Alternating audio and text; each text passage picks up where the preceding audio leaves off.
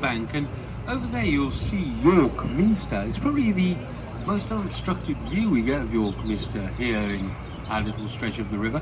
And what we're looking at there is the western nave elevation of York Minster itself, with the two west towers and the grand central tower.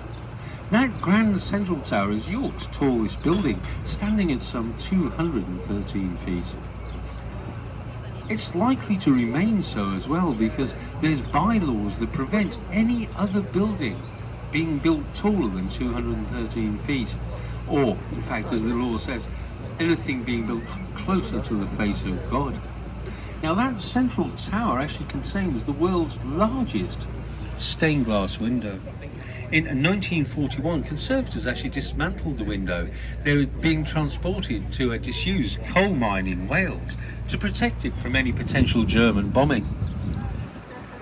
The conservators catalogued 2 million separate pieces of coloured glass in that window.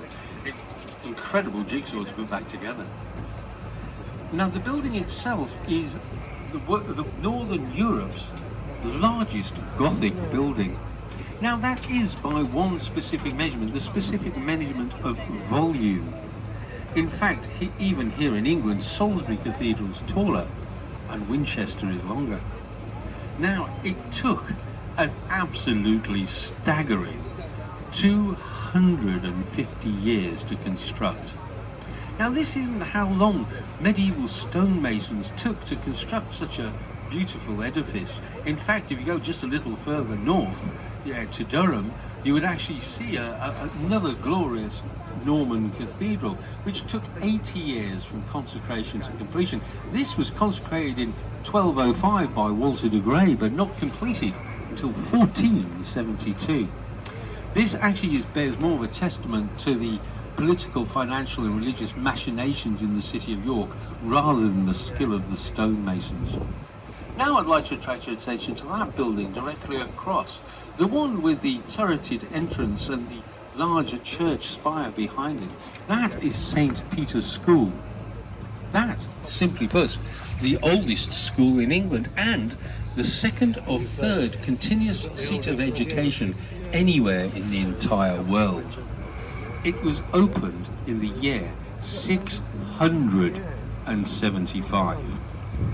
That's a full 200 years before even the Vikings arrived in York. It was opened by a Saxon archbishop called Paulinus as a religious school initially. It moved to its current location in the 17th century, the land upon which it sits having been purchased by the school from the father of one of the pupils. Now, that pupil was perhaps York's most infamous son. His name was Guy Fawkes. Guy Fawkes plotted to kill the Protestant King James I and replace him with a Catholic monarch. To this extent, they intended to blow up the Houses of Parliament on the state opening when James would be present.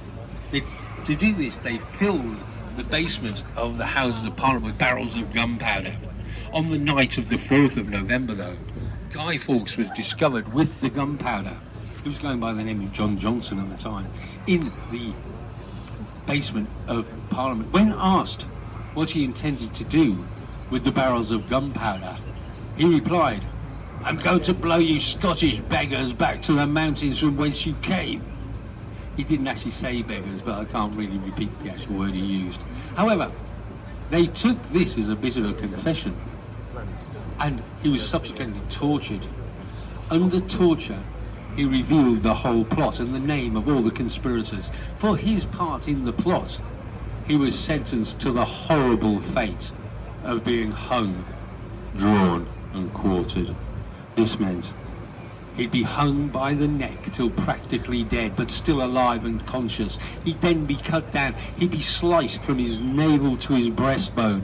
His intestines would be drawn from his body. They'd be coated in pitch and tar and set ablaze and shown to his alive, agonized face, while he was attached to 4 strong horses that would be driven north, east, south and west, pulling Guy Fawkes to pieces. However, our wayward son of York escaped this grisly fate and cheated the onlooking crowd of the spectacle. In his tired, post-tortured state, he ascended the scaffold, lost his footing, tripped, fell, and broke his neck, which killed him instantly. The school must have been a hotbed of political and religious dissent, because out of the 8 conspirators, another 2 also attended St. Peter's School. They were brothers John and Christopher Wright. They died in a shootout with parliamentary forces in the West Midlands from information gleaned from